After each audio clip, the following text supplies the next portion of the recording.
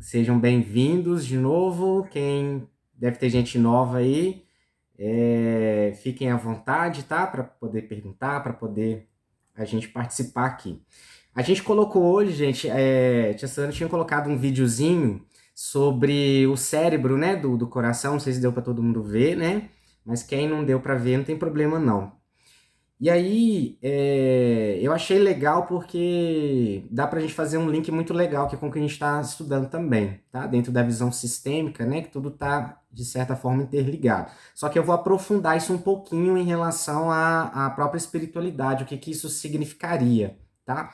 Em relação até o que a gente entende por evolução também, viu? Aí vocês fiquem à vontade aí para poder também a gente perguntar. Basicamente, né, o videozinho, só para resumir, existem novas estudos, né, dentro da neurociência, estão sendo bem interessantes, onde eles estão verificando que dentro, por exemplo, o coração, por exemplo, ele não é só um músculo, né, uma bomba que fica ali bombeando sangue, né, tem toda uma rede neural, né, com bastante atividade ali também de percepções, né? E inclusive de decisões, inclusive, que o coração pode efetuar em relação ao processo que ele está percebendo. Então, aquela velha palavra, né, que fala que o coração tem razões, né, que a própria razão desconhece, então faz todo sentido, né? Mas aí eu queria também trazer aqui para vocês que não só o coração, o nosso intestino, ele também tem toda uma rede, né, né, de células, né, nervosas, e ele também tem muitos processos ali que enviam mensagens para o nosso cérebro, né, como também está muito interligado aí às nossas questões como um todo. Então, muitas vezes, quando a gente não está bem emocionalmente, né, é muito comum a gente ter processos gástricos, né, processos, né, intestinais aí bem fortes, né? Então tem muita gente que vai ter diarreia, tem gente que vai ter prisão de ventre, né? Tem gente que vai ter um monte de coisa e pode ser agravado até ao ponto de ter inflamações, né? E processos até cancerígenos aí. Outro ponto que a gente ia tratar é o seguinte: quando a gente joga lá a pesquisa também, que nós temos, né, três cérebros, a ideia aqui é que a gente ia trazer a questão do nosso cérebro, que a gente já conhece, o cérebro que existiria, né, ali no coração, no nível do cardíaco, e o cérebro que estaria no nível do intestino, que estão em três funções bem importantes, entre o que a gente chama de pensar, né, o que a gente chama de sentir e o que a gente chama de agir, tá? Quando a gente joga na internet três cérebros, na verdade está aparecendo um processo onde no nosso próprio cérebro, do ponto de vista evolutivo, né, que eles trazem, nós também teríamos três cérebros principais, tá? Um mais antigo, que é chamado de cérebro reptiliano, não sei se vocês já ouviram falar, que é aquele mais primitivo, né, onde basicamente ele vai guardar as nossas funções básicas, né, que independem da nossa vontade. Então, questões, por exemplo, como respirar, né, tudo tá ligado a ele ali. Então, é o mais primitivo de todos. Depois a gente teria o que seria o cérebro emocional, né, que é ali o sistema límbico, né, onde estaria a maior parte das nossas emoções. A grande diferença de um para o outro é que do cérebro límbico, né, do reptiliano para o límbico, entra a memória no meio, né? Então, dentro das questões da memória, a gente vai tendo outras interações, porque enquanto o reptiliano ele é só instinto automático, a memória pode gravar outras situações que de repente não precisa ter uma atitude tão imediata ou tão instintiva. Então a gente teria mais possibilidades aí de sobrevivência. E por fim a gente teria o córtex,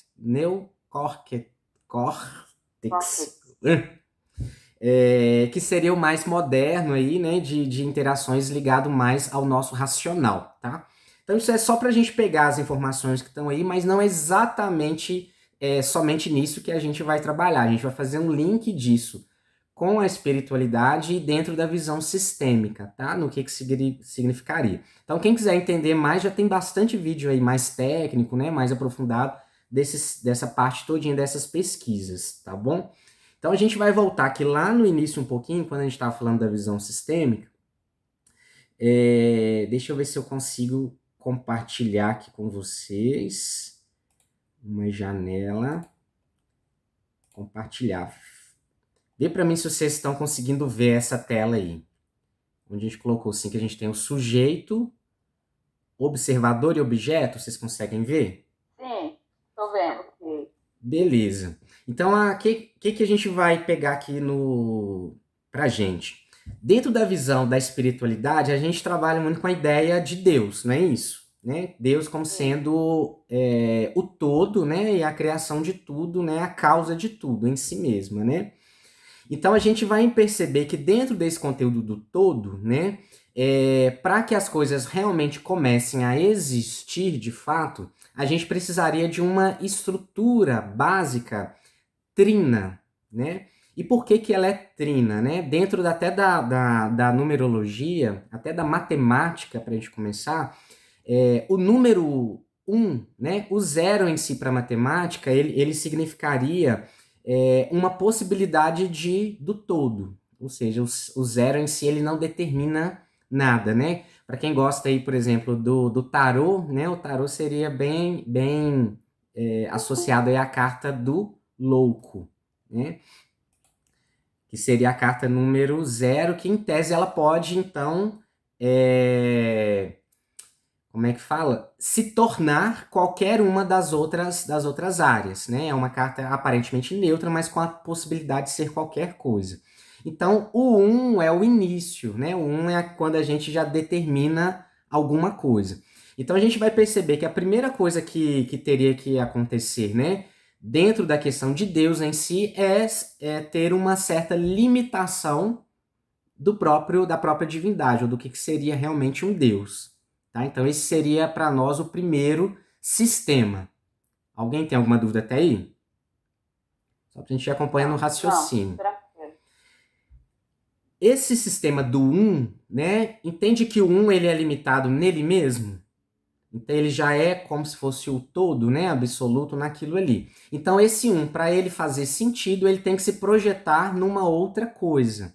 Ou seja, se ele vai criar, ele já é a própria criação, mas se ele vai criar algo a partir dele, né, ele vai ter ali, ele precisa de ter um objeto, né? Então, a gente sairia ali da posição de um Deus criando um filho.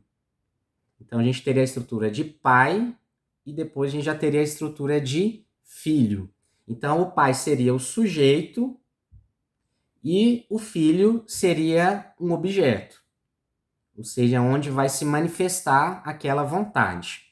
Tá? Então, só que até aí, então, está sendo somente uma questão ali da dualidade, onde uma coisa só pode se projetar na outra e existe em função da outra. Para ter realmente... criatura, é isso? Oi? O criador e a criatura? O criador e a criatura, né? Mas até então, aparentemente, é como se as coisas poderiam ficar aparentemente isoladas, né? Qual o motivo de ter um criador e uma criatura, se não uma interação também entre essas duas coisas, né? E essa interação entre essas duas coisas, ela vai funcionar como sendo uma terceira coisa que vai linkar uma coisa à outra. Então, o que vai linkar o criador com a própria criatura vai ser o que a gente chamaria de observador, né? Mas dentro do contexto, né, da espiritualidade, tem aí a trindade, que seria o Espírito Santo, né? Que é comum a gente ver aí. Ou o próprio Espírito em si, tá? Então, nós teríamos um criador, nós teríamos o objeto dessa criação, o filho, mas teria uma interação entre esses dois lados, né? Um elo que participa tanto do universo do criador, quanto participa também do universo da criatura. Até aí tudo bem?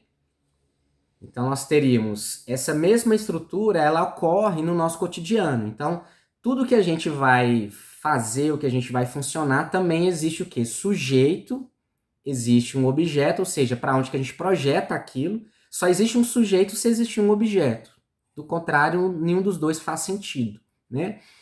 E ainda tem um terceiro ponto de vista, que é o observador, né? O observador ele vai perceber tanto o ponto de vista do objeto, quanto ele percebe também o ponto de vista do sujeito. E aí ele vai ter uma terceira, digamos assim, visão, tá? Mas a interação desses três é que no final das contas a gente poderia chamar de realmente uma experiência completa. Então, o criador ele pode ficar isolado até certo ponto no mundo dele, né? Querendo só impor ao objeto, né? O objeto pode ficar isolado só no mundo dele, né? Ali tentando isolar as ações do criador, mas o observador ele vai participar das duas coisas, né? Ele vai perceber os dois lados e ele pode então interagir com isso, tá? Então, o grande objetivo é o quê? Tudo, de certa forma, sai do um primeiro. É como se o próprio sujeito tirasse dele mesmo o objeto e tirasse dele mesmo o próprio observador. Parecem coisas que estão separadas, é só a nível didático, mas faz parte de uma coisa só. Então a gente teria o quê? O número 3 como sendo a primeira possibilidade de realidade que pode existir. Então toda realidade É uma tríade, né, Bruno? é uma tríade. Por isso que a gente tem essa coisa aí da Trindade Universal, que é bem antiga, né? Então não só dentro do contexto da religião católica, né, que fala Pai, Filho e Espírito Santo, né? Mas tá muito mais profundo né, do que isso. Então, o próprio Deus em si é como se ele por ele ser indefinido, ele precisa se definir, mas ao se definir, ele precisa de algo que possa percebê-lo também, né? Então é quando a gente tem uma criação na nossa cabeça, não faz sentido nenhum ela existir só na nossa cabeça. Eu preciso projetá-la de certa forma para a realidade, e depois que eu projetá-la nessa realidade, então a realidade ela passa a ser como se fosse um anteparo ali para aquilo que eu projeto, né? E ao mesmo tempo que eu projeto, eu preciso depois entender se essa realidade ela também está fazendo sentido, tá? Então eu também tenho que ter um meio de conseguir entender o processo como um todo, tá? Então quando a gente vai pensar numa estrutura maior, né? Por isso que muitas pessoas hoje trazem que o nosso universo, na verdade, ele tem a possibilidade de se auto-experienciar. Ou seja, ele experiencia ele mesmo e colhe informações para ele mesmo. Então, o nosso universo ele seria, num certo nível, como se fosse um elemento, né? Uma consciência gigantesca, onde nós existimos dentro dessa consciência e somos fractais dessa mesma consciência, tá? Mas essa consciência ela é um todo, né? Então, Bruno, pode quando você perguntar. falou, eu penso e ponho aquilo em prática, né? Eu realizo. Aí Isso. eu mesmo observo? Exato, aí chegou no ponto que é interessante. Tudo que tem no macro tem no micro. Então, quando a gente fala, né, a criação ser a imagem e semelhança do Criador, é em relação a isso. Então, é uma réplica. Então, nós também, enquanto uma consciência, nós temos a mesma estrutura dentro da gente. Então, é o que seria para a gente o quê? O sujeito seria o espírito, a gente poderia colocar como sendo o espírito. O observador seria o que a gente chamaria de alma. E o objeto seria o que a gente chama do homem, né? Do ser aqui, tá? Só que tá tudo acontecendo ao mesmo tempo. Então, enquanto eu tô aqui sem uma percepção de que existe algo maior do que eu estou me comportando simplesmente como um objeto. Quando eu passo a tentar pensar sobre a minha própria existência, ou quando a gente fala, eu estou sentindo uma certa inspiração de alguma coisa, eu estou tendo contato com a minha alma. Então eu percebo que eu sou além, né, além de um objeto, eu tenho algo que me inspira, tem algo maior, é a minha alma, tá? Agora, onde que está o espírito nisso tudo, né? O espírito, ele tá no contexto do todo que eu pertenço. Então, eu, enquanto a estrutura é espírito, que é um todo, né, que abarca essa consciência como inteira, ela tem um meio termo de interagir, né, com os objetos que seriam as experiências. Então, dentro do espírito vão existir, né, várias personalidades, né, ele pode, né, que realmente é o que a gente chama aqui do corpo, dessa experiência corporal, né, onde essa experiência ela tem a função de mandar informações para o sistema como um todo que a gente chama de espírito. Então, o espírito em si é o que está catalogando tudo, no fim das contas. Então, o objeto ele é transitório enquanto aquela experiência. Então, ele vai existir ligado ao espírito, sim, ligado à própria alma, que é a interação, mas às vezes aquela experiência ela pode se resumir a simplesmente uma memória. Entende? No fim. Mas aí a gente pode pensar que nós não estamos, não sei se seria isso, totalmente conscientes de sermos espíritos. Exatamente. Muitos de nós não. Isso tudo vai depender, então, dos níveis. Quando a gente fala que quando a gente fala que a gente está evoluindo, na verdade, nós estamos acessando níveis de consciências cada vez maiores. A ideia é que esse nível de consciência ele pode chegar ao nível do todo, mas do todo em relação ao espírito que a gente pertence, ou seja, em relação àquele ambiente que a gente pertence. Então, esse espírito, de certa forma, a gente não saberia dizer qual é o tamanho ou a origem, né, a grosso modo, da gente dizer. Mas todo o conteúdo que veio a partir dele tem essa ligação inicial para sempre. Então, quando a gente fala da centelha divina, todo mundo já ouviu falar disso, né?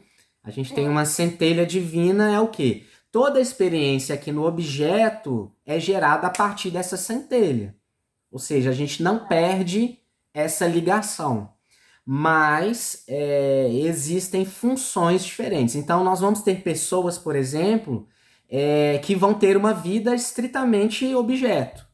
Ou seja, a função da vida daquela pessoa é simplesmente ter aquela experiência. Porque às vezes a gente fica pensando, poxa, para que serviu uma vida dessa, tão medíocre aparentemente aos nossos olhos? Então, para que serviu aquilo ali, né? Um corpo veio e nem vingou direito, né? Aquele tanto de situações. Às vezes ali só está servindo como um instrumento para um contexto maior. Então, às vezes, o processo ali da alma, digamos assim, para aquela experiência nem está ali ocorrendo de forma consciente para aquele ser. Bruno, seria como uma pessoa, digamos, entre aspas, materialista, que ela vive as experiências, mas é uma vivência meramente material, sem alma. Não necessariamente materialista, porque o nosso conceito é só mesmo para a gente poder pegar as ideias, mas no que você quis dizer seria, tá? Então seria na verdade, uma experiência com pouca noção do todo ao redor. Ela é muito estritamente individual, digamos assim, estritamente individual. É aquilo e aquilo mesmo, né? Então ela não vê nada para além, né? O que não quer... É uma vivência egocêntrica? Restrita, eu diria. Eu não diria egocêntrica, porque não necessariamente essa experiência é inferior à experiência daquele que tem uma noção do todo.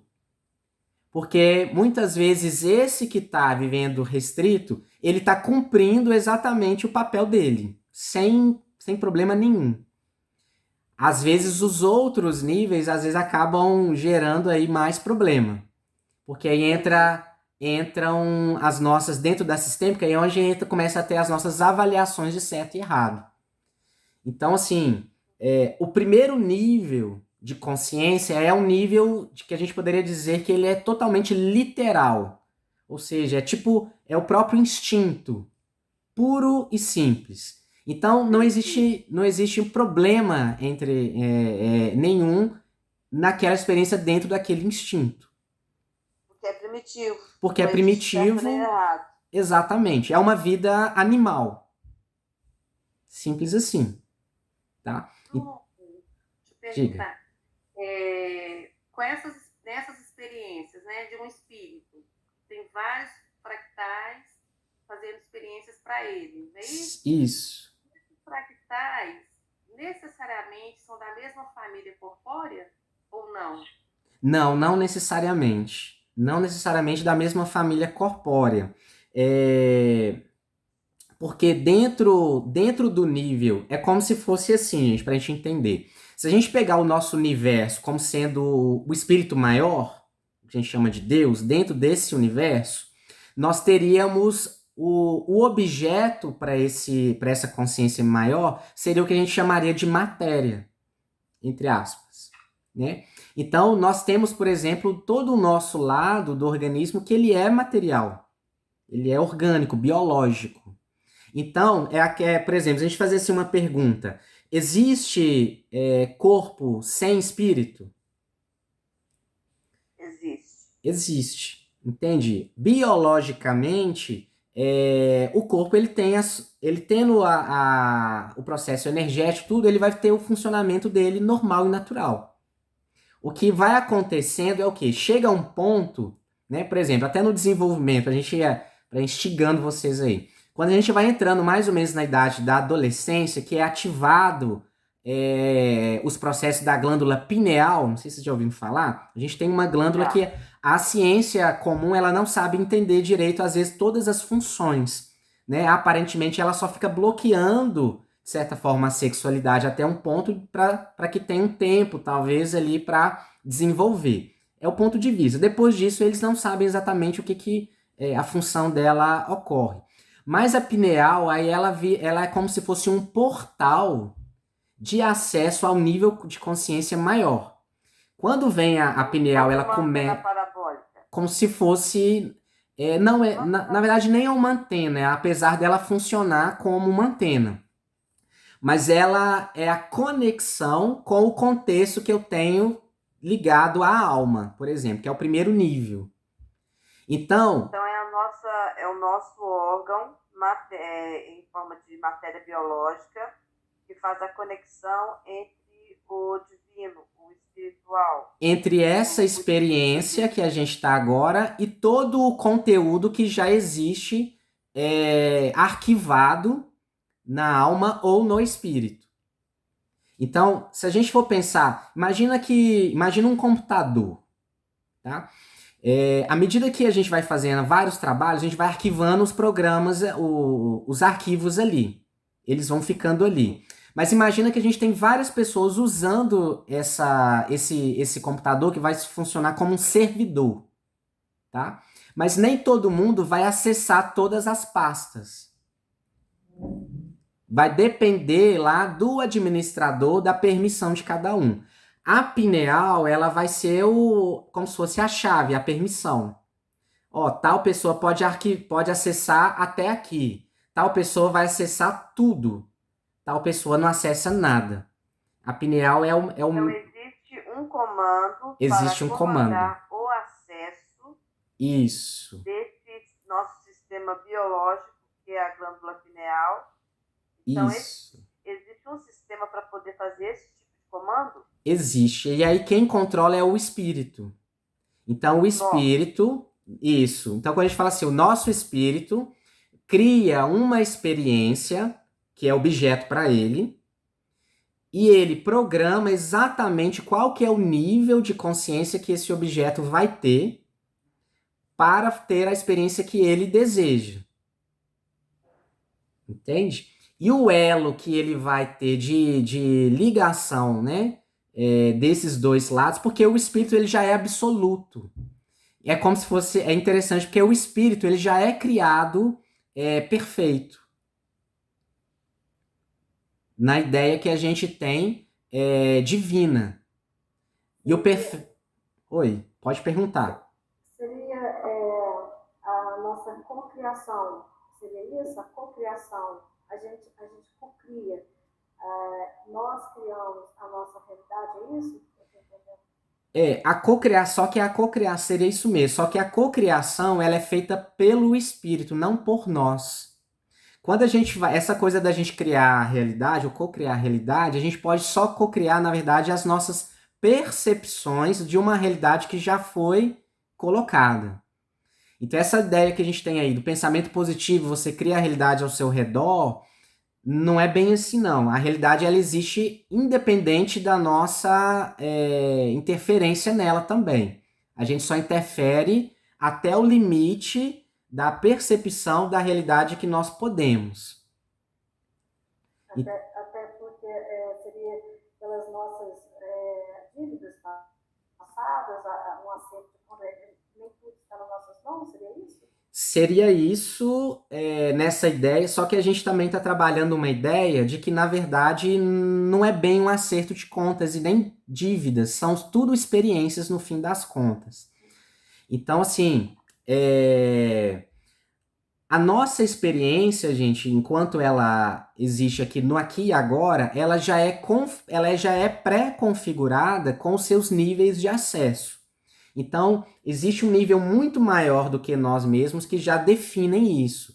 E quando ele vai fazer essas configurações, ele vai utilizar do material que já pré-existe ali no meio. Então, não depende de ser aquela família biológica que já existia. Ele pode, por exemplo, vamos pensar aqui no nosso planeta. Então, o mesmo espírito, digamos assim, ele tem vários membros que ele cocriou vindo de uma mesma família. Tá? Mas, ao mesmo tempo, ele pode criar uma outra experiência lá no Japão, por exemplo. Para uma outra pessoa que vai experienciar um outro contexto. Mas, no fim das contas, ele recebe informações de todas elas, juntos. Entendeu, tia Sandra? Bruno, sim. Mas eu tô com outra pergunta, só que você vai falando, eu vou pensando em outras coisas. É complexo, gente. É assim mesmo. É aquele exemplo que você deu, né? Daquele menino que morreu, que foi arrastado por criminosos, né? Isso. Ele viu, né, a comoção toda e explicou que ele quis passar por aquilo, porque em outras vidas ele tinha feito aquilo com cristãos. Sim, isso. Então, quando você fala em experiências, né, o espírito teve a experiência de matar cristãos. Exato. Eliminar cristãos. Depois ele sentiu a necessidade de passar o que ele fez. Isso. Eu quero entender o porquê disso. Uhum. Por que você vai passar por experiência de matar para depois passar por experiência de o que você fez? No caso, sim, então vamos lá. No caso dele, por causa da culpa. E aqui a gente tem que entender que a culpa ela só é gerada pelo nosso orgulho. Então, pela minha vaidade, pelo meu orgulho, eu não dou conta de conviver ou de viver com uma imagem daquela experiência, eu quero me punir para que eu não fique, para os outros, principalmente, com uma situação como eu sendo uma pessoa ruim. Então, eu não dou conta da minha memória e eu preciso equilibrar a minha memória. Quer ver? Vamos fazer o seguinte. Espera aí, só um minuto. Então, quem tem essa culpa não é o espírito? Tá? Não é o espírito, exatamente. Aí você pegou. Não é o espírito que comanda as experiências? Exato. Olha para você ver. a gente vai precisar entrar num outro ponto aqui para todo mundo entender, senão vai ficar confuso. Sabe quando na espiritualidade a gente usa tem aquele chavão assim que fala do ego? Fala que o ego é o nosso problema, e o ego, né? A gente tem que trabalhar contra o ego e tudo, né? Na verdade, isso é o maior engano que a gente pode ter em relação a tudo isso. Pelo seguinte, primeira coisa, o ego não tem nada a ver com egoísmo, tá? Então, o ego, qual que é a função do ego? Nós somos, né? Por que cada pessoa é diferente? Para começar, o Jung, né? Dentro da questão do inconsciente, né? Ele trabalhou na ideia do inconsciente coletivo. Não sei se todo mundo já ouviu falar disso. O inconsciente coletivo é onde estariam todos os conteúdos coletivos da humanidade. Os registros, né? E aí, dentro da ideia do inconsciente, o Jung ele percebeu que a nossa psique, a nossa mente, ela também tem órgãos, digamos assim, entre aspas, para poder funcionar, tá? Então, quando a gente vai pensar no campo do inconsciente, o inconsciente, na verdade, ele abarcaria o todo, ok? Ele seria o todo. O que faz com que eu me diferencie do todo? Para eu me diferenciar, para eu não ser o todo, porque assim, ou eu sou o todo ou eu sou uma coisa desse todo. Certo? Se eu já sou o todo e não quero, né, me diferenciar disso, eu fico sendo o todo. Agora, se eu vou me expressar diante desse todo, eu preciso de um centro que vai direcionar o que eu chamo de consciência, ou seja, o espaço que eu vou definir os conteúdos que eu aceito ou não aceito. Ok até aí? Então, o ego, ele é o centro da nossa consciência. E o ego, ele vai estar, digamos assim, numa certa regulação do que passa e do que não passa. Então, aquilo que a gente fala que a gente gosta, os desejos, aquilo que a gente se lida muito bem, é aquilo que a nossa consciência permite. O que a gente chama de inconsciente é o que a gente negou, ou que a gente nega. Permitimos, nós temos um certo prazer de executar. Exatamente. Nós, de certa forma, nos identificamos com aquilo ali. Aquilo que é inconsciente, de alguma forma, o quê? A gente deleta para ficar só com o consciente. E quando a gente deleta, vai para onde e onde que nós vamos resgatar isso e quando? Aí é que tá. Você pegou no ponto. Quando a gente acha que deletou, na verdade a gente só reprimiu. A gente não tem como sair do todo, entende? A gente guarda. Exatamente. Porque a gente está dentro do todo, mas a gente quer se diferenciar em algum aspecto nesse todo. Então precisa fazer um esforço para manter longe aquilo que eu não quero no meu contexto. Até aí tudo bem? Então, é o esforço que eu faço para manter reprimido, é o que a gente chama da força do ego. Que é aquilo que a gente não quer nesse mundo. É aquilo que é aquilo que você censura. Eu não quero isso, então eu separo para lá e fico só com o que eu quero, com o que me dá prazer. Isso. Só que aí o que a gente estava estudando? Dentro do sistema tem a lei do pertencimento. Então não tem como a gente excluir. E nem fugir. Uma hora nós vamos ter que vivenciar isso. Isso. Então aquilo que a gente exclui vira a nossa sombra. Vixe. Vira a nossa sombra, aquilo que eu não quero lidar. E aí eu quero acreditar que eu sou só aquela parte e fico reprimindo o todo. Agora, entende que é uma pressão? O que tem mais força? O todo ou a parte? O todo, sem dúvida. O todo que tem a maior pressão. E aí o ambiente pra gente, ele vai ser o quê? É a gente tentando viver nesse ambiente, lutando contra esse ambiente. Por isso que a gente Tá, fala mas que viver é fluir. é o ego que faz isso? O ego é que resiste à não dissolução no todo. Então, quando a gente fala que alguém tem um ego forte, só o ego forte que é capaz de existir enquanto uma experiência capaz de ter uma linha de raciocínio nas experiências dele.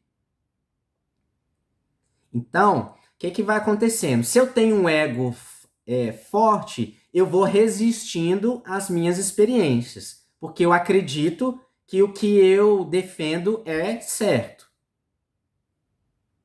Mas para isso o ego precisa gostar dele mesmo. Mas o ego, ele consegue identificar se ele gosta ou não dele mesmo?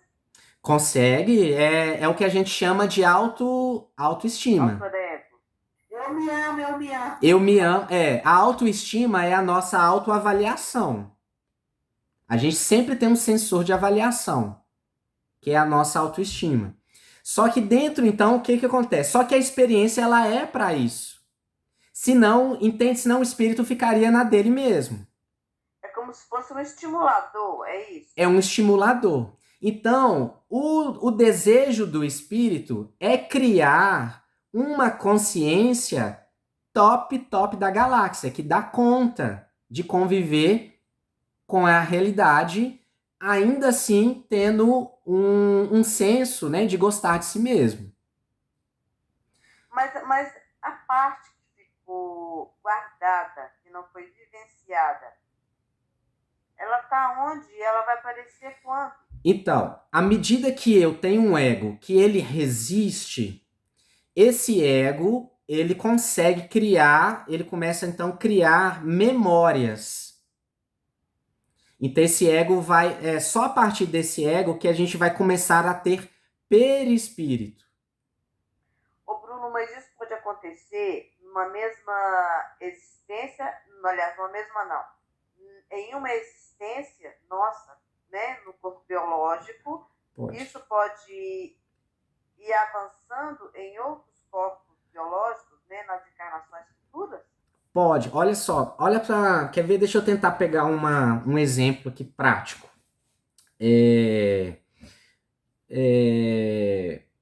O Kardec, né? Todo mundo já ouviu falar do Allan Kardec, não é isso? Sim. Enquanto experiência, né, ali de Allan Kardec, antes ele, né, o nome dele era Hipólite Denizar, alguma coisa, ele era um professor, né, pedagogo, ele tinha várias formações. Sim. E ele se deparou diante de uma coisa que aparentemente para ele era desconhecida, né? Então, quem viu o filme lá fica muito claro como que foi uma luta, né? Não foi uma coisa tão simples a questão da própria codificação do espiritismo, né? Então, por exemplo, o professor, né? Aquela personalidade, aquele ego, poderia falhar. Ou seja, chegaria a um ponto que ele poderia ter medo, ele poderia ter um monte de coisa e não querer avançar. Só que eles preferiram investir naquele ego. E aí eles liberaram, né, um conteúdo de experiências passadas, onde tinha, né, o Allan Kardec era um pseudônimo de uma experiência que foi vivida no tempo lá dos druidas. Maravilhoso. Aquela experiência lá, enquanto aquele ser lá dos druidas tinha muito mais coragem, muito mais tato com aquilo do que essa personalidade que estava vivendo ali. Então, fez um link, digamos assim, né, um acesso ali, para que aquelas duas experiências unissem numa experiência só. Então, no final da encarnação... Foi ajudado, então, o que fez fluir, e a coragem, né, a determinação, foi o resgate da experiência como na época que ele foi o druida. Isso, exatamente. Que E deu o a, impulso dele de iniciar essa filosofia, essa religião kardecista. Isso, existia um trabalho, né, uma questão muito maior do que ele mesmo e tinha muitos interesses ali.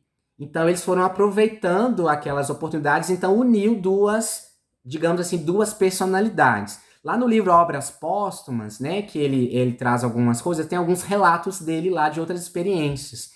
E numa dessas experiências, ele relata uma experiência que ele teve de como se fosse um desdobramento.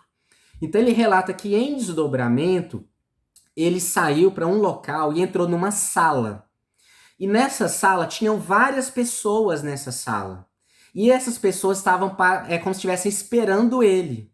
E quando ele entrou nessa sala, por mais que eram pessoas que ele não sabia quem era, ele sentiu uma familiaridade muito grande. Eram pessoas que acolhiam e ele se sentiu acolhido. E aí ele pergunta: quem são vocês? E aí eles respondem assim: nós somos você. Nós somos um todo. Cada uma daquelas pessoas era uma vida produzida pelo Espírito, talvez o Espírito Verdade, que estava trabalhando ali junto com ele. E ali, quem era a melhor possibilidade? Precisava de uma experiência nova. Então criou um corpo que era o Hippolyte, né, Denisard Rivaio. Criou um corpo. Esse corpo estava configurado com características suficientes para receber intuição de todo aquele grupo. Nossa, perfeito, é uma engenharia perfeita. É uma engenharia. Agora, esse corpo que era, né, que foi a gente conheceu como Allan Kardec, é como se fosse para simbolizasse aquele que chegou no cume. Mas sendo que o processo já estava em andamento. Estava em andamento, né, em vários outros de outras maneiras. Então, aquela experiência em si poderia ser só uma experiência que falhou, enquanto aquilo foi mais adiante. Então, quando desencarnou, por exemplo, o Allan Kardec desencarnou, ele se uniu, digamos assim, a um contexto muito maior do que ele mesmo. Então, tipo assim, qual que é a que ele vai decidir ficar ali para frente? Entende? Então poderia ser uma única representando todos, ou poderia uma ou outra ainda coexistir enquanto há necessidade de coexistir por causa de alguma, de repente, uma tem mais vivência numa área do que outra. E não sei se vocês já nunca perguntaram. E depois, o que aconteceu com Allan Kardec? Ele era um dos principais interessados, ele estava super ansioso para escrever um monte de coisa. Depois tem uma nova experiência projetada pelo aquele espírito que comandou tudo. Que aí reencarnou quem? Chico Xavier. Então, a experiência Chico Xavier, a gente poderia dizer, é a reencarnação só do Kardec? Não, de todo aquele grupo. E aí Chico Xavier... E aí Chico Xavier... Pensar, a gente... Não é que entre parafuso. É muita coisa. É muita coisa. Além das nossas condições de maturidade para entender.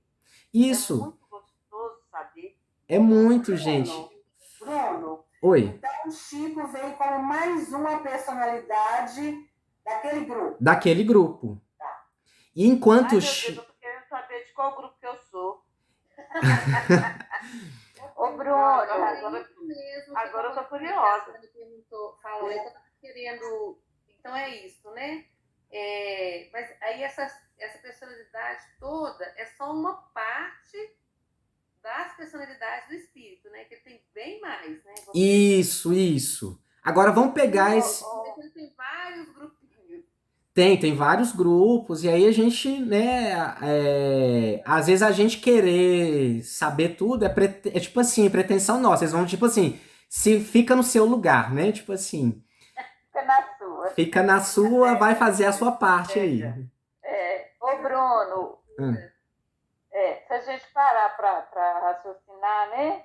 Você falando aí do Chico Xavier, o potencial e tanta coisa que tinha num ser só, realmente tinha que ter muitos, não Exatamente. Né? Chico Muitas Xavier é um experiências, né? fenômeno. Ele é um fenômeno. Ele é não dá para explicar o que, né? O que ele era, né? Então, não era simplesmente, mas ao mesmo tempo é muito legal que era uma experiência também nova, porque tinha também os conflitos, tinha as questões Limitações pessoais, também, né, né? Bruno? Exatamente. Então, ainda pertencia a uma certa subjetividade dentro de um todo. Mas se não tem um ego capaz de ir para frente, porque é só o ego que é capaz de fazer a gente resistir e ir para frente na vida. Se a gente não gosta, de certa forma, da nossa experiência, a gente desiste. E quando a gente desiste, qual é o sintoma? A gente começa a depressão. Entende? A gente começa a entrar nos processos de depressão. E aí é os processos de ovoidização que podem ocorrendo para o além também. É o que a gente chamaria de segunda morte. A gente pode dizer que a mediunidade é acessar essas personalidades? Exatamente, isso aí. A mediunidade é simplesmente. Bingo! Exatamente. Bruno, Oi. você me fez lembrar do Leonardo da Vinci, né? Sim. O Leonardo da Vinci foi uma personalidade, né? Aham. Mas ele tinha muitos talentos. Sim. Inúmeras habilidades, né, Tânia? Para a época, ele era matemático, ele era biólogo, ele era artista, acho que umas 10 profissões. Ele atuou em 10, não digo profissões lá para a época, né? Mas ele atuou nessas áreas do conhecimento o tempo todo. Com muita precisão para a época, né? Ele era muito evoluído. Isso. Quer dizer, mas na verdade, na época, mas é a mesma forma de organizar, né, Bruno? Sim, tudo, gente, sempre existiu, tá? Toda essa engenharia existiu antes do planeta Terra existir, isso já existia. É importante a gente entender que esse contexto ele é imediato no universo, ele não vai evoluindo. Nós é que temos a percepção de uma evolução, né? Então, nós somos como seres humanos, a nossa visão ela é pequena. Isso. A nossa visão, na verdade, ela acompanha uma certa ilusão de tempo, mas tudo é instantâneo, né? Por isso que nós temos a ilusão de que as coisas estão acontecendo, é isso? É isso. Fluindo. Só que na realidade a única coisa que é real é a experiência imediata. E a experiência ela só é completa quando tem as três coisas acontecendo juntas. Então vamos supor, não adiantaria o Chico Xavier, enquanto objeto, né, tentar não levar em consideração os observadores, que é o grupo, e nem levar em consideração os planos do espírito, que né, estaria ali dentro de uma missão, por exemplo. Mas não adianta também os observadores tentarem impor a vontade dele total para o objeto. Entende? Então, aqueles espíritos também precisavam entender as necessidades do objeto, que era o Chico. Tá, mas o observador enquanto alma, né? Seria alma. Sim. E o objeto corpo, né? Pode acontecer de não estar em dissonância. Exato. Aí é quando a gente tem esses mecanismos que a gente chama mediunidade torturada, problema de obsessão, problemas não sei o quê. A pessoa está desconectada da vida, ela não sabe o que ela está fazendo aqui. Então, assim, tem um monte de coisa que pode estar aí em problemas com isso. A gente fala ancestralidade, a gente está bloqueando fluxos, a gente não está aceitando contextos, né? Então, assim... Mas isso é do cotidiano da gente, então quer dizer que nós estamos no processo, assim, confuso? Estamos, né? Isso, a gente pode estar... Nós estamos em busca. Num embolado que não está em harmonia com esse todo aí. Então, na verdade, um emaranhado. É um emaranhado. É um emaranhado de coisas. E aí, à medida que a gente vai cuidando, digamos assim, nós vamos harmonizando esse grupo todo. Então, nessa oportunidade que nós temos agora, nesse exato momento, né? Nessa oportunidade, desse conhecimento que nós estamos adquirindo contigo, significa que o nosso novelo está começando a se desembolar. Sim. Posso dizer assim? Pode dizer que cada um de nós é um potencial 100% para desembolar alguma coisa. Alguma coisa. É uma busca, né, na verdade, do autoconhecimento. É buscar formas de desembolar esse embolado.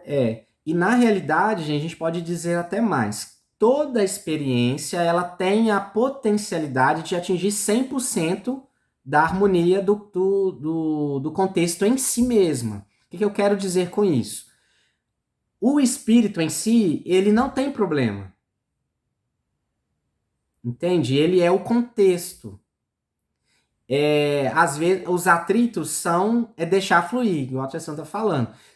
Aqui, enquanto a experiência... Porque a gente só vai estar configurado dentro do limite da nossa própria experiência. Então, não é pedido nada além do que a gente pode fazer.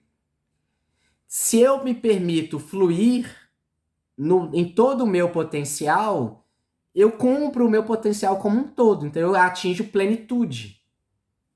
Independente de qualquer referencial. Mas a gente fica... Sim. A gente fica tentando brigando com isso. Exatamente. E aí, quando a gente fica brigando, é por quê? Porque a gente tem medo, a gente tem vergonha, a gente tem... Aí são esses processos de orgulho, egoísmo e vaidade. Então, quando a gente tem esses processos, você entende que a gente, às vezes, não quer estar mostrando ou vivendo alguma coisa que a gente acha que é feio, ou que é ruim, ou que é menor. Então, aí que mora o gargalo. Então, voltando lá na dúvida que a Sandra trouxe, por que aquele espírito quis vir passar por uma experiência para, entre aspas, sofrer, né? Ele matava os cristãos, né? E aí ele quis vir como uma criança para passar por um processo daquele. Então, o que ocorreu? Ele, diante ali, né, no além, digamos assim, diante de outras pessoas que não agiram daquela maneira, estava morrendo de quê? Culpa. Mas a culpa é o quê? Vergonha. E a vergonha é o quê? Orgulho. Porque olha só. Eu posso só fazer uma pergunta? Pode sim. Eu pensei muito quando eu li essa carta, ela mexeu muito comigo. Então eu fiquei pensando no porquê, porque ele já tinha passado por várias coisas, né? Quando ele foi resgatado por Maria, ele passou, até ele reencarnar, ele passou por várias transições, né? Para ele se refazer mesmo, né? Sim. E Jesus fala o seguinte, né? Vá e não peque mais. Então, essa questão, quando a gente deseja passar pelo mal que a gente fez, quando a gente toma consciência, eu acho que a gente pode despertar isso, né? Se eu entendi, eu tomei consciência do que eu fiz e mudei a minha postura, assim, vá e não peque mais, eu me isento dessa culpa, né? E senão fica olho por olho, dente por dente, aquela coisa, um ciclo vicioso, né? Seria isso. Eu tenho condições de me tirar, né, dessa situação quando eu tomo consciência e mudo minha atitude? Exatamente. Só que tomar essa consciência, Andréia, né? Tomar essa consciência, na realidade, Andréia, seria a gente profundamente sentir o que a gente chama de humildade. E o que a humildade ela é? É realmente eu perceber que eu não sou melhor do que ninguém, que eu não sou pior do que ninguém, e que nunca precisei ser nem melhor e nem pior do que ninguém. Nunca precisei. Então, quando a gente tem uma ideia de que a gente tem que ser melhor ou que a gente tem que ser bom, a gente cria, na verdade, ficções de que uma coisa é melhor comparada à outra. E aí é que mora o problema. Então, como que se eu tenho uma memória de ter feito uma coisa que eu julgo como sendo horrível, eu mesmo começo a me punir no sentido de o quê? Eu não poderia ter feito isso. Você entende? Mas o que está por trás disso? Eu não sou capaz de aceitar que eu não sou tudo aquilo que eu achava que era. Porque eu penso o seguinte, na situação, naquele momento, naquela época, era o que ele tinha. Exatamente. Para dar e viver. Então, são experiências. Por isso que o julgamento ele é muito complexo, porque se eu não fiz, eu ainda posso fazer. Né? Quando eu vejo alguém cometendo um crime, certamente eu fico indignada, mas eu já posso ter cometido ele, pois eu já superei. Né? Mas se eu não passei por isso, possivelmente eu posso passar. Né? Exatamente. Porque na realidade é porque senão a gente não consegue entender exatamente a permissão dessas coisas acontecerem. Entende assim? Deus não poderia permitir. Então, se isso ocorre, é simplesmente ponto de vista. Então, tem alguns conceitos dentro da sistêmica que eles são complexos, mas eles são muito profundos e não tem como ser de outra maneira.